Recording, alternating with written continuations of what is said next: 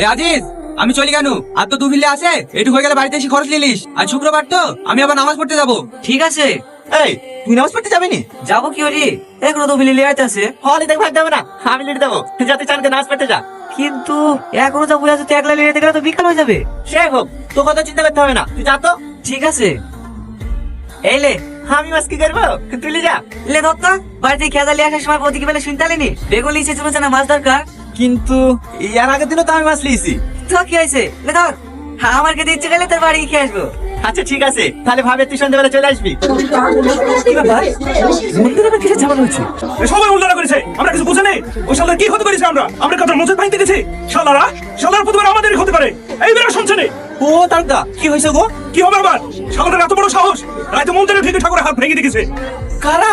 কারো আবার ওই শালা মুল্লারা, সব মুসলমানরা খারাপ। দাদা, এই কথাটা কিন্তু আপনি বিশাল অন্যায় কথা বলছেন। সব মুসলমানরা কিন্তু খারাপ হয় না। এই তুই করবে ছেলে না? এ শালা তো মুসলিম, এখানে কি করছে? মার শালাকে।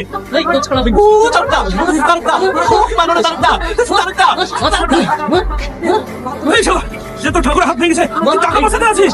হিন্দু না, শালা হিন্দু নামে কলঙ্ক। দেবো,